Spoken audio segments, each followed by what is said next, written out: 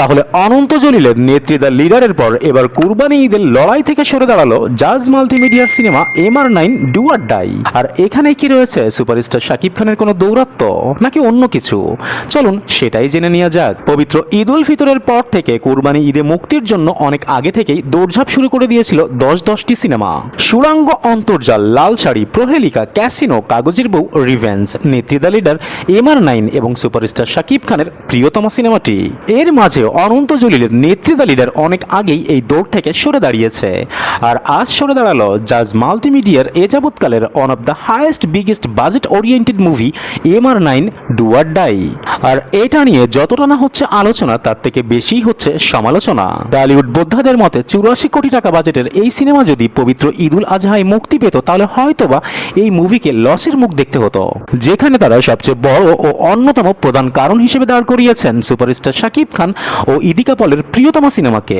তাদের মতে শাকিব খান যে বাংলাদেশ ফিল্ম ইন্ডাস্ট্রির জন্য একটা ব্র্যান্ড, সেটা কিন্তু গত ঈদে শুধুমাত্র লিডার আমি বাংলাদেশ ছাড়া অন্য মুভিগুলো বেশ ভালোভাবেই টের পেয়েছে।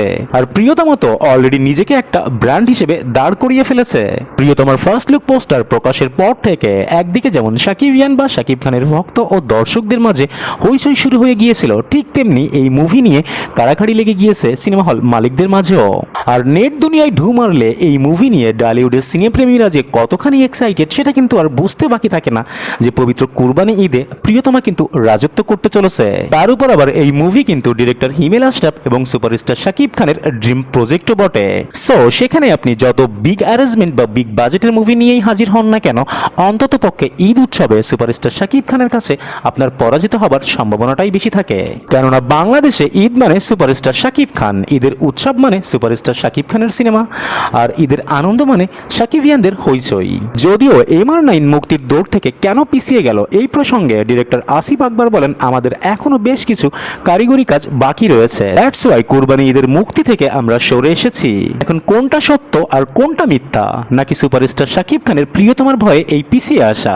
প্রিয় দর্শক, আপনি কি মনে করছেন? প্লিজ জানাবেন কিন্তু আপনাদের মূল্যবান মতামতটি। That's it for today. আবার দেখা হবে নতুন কোনো ভিডিওতে নতুন কোনো গসিপ নিয়ে। Till then tata and bye by.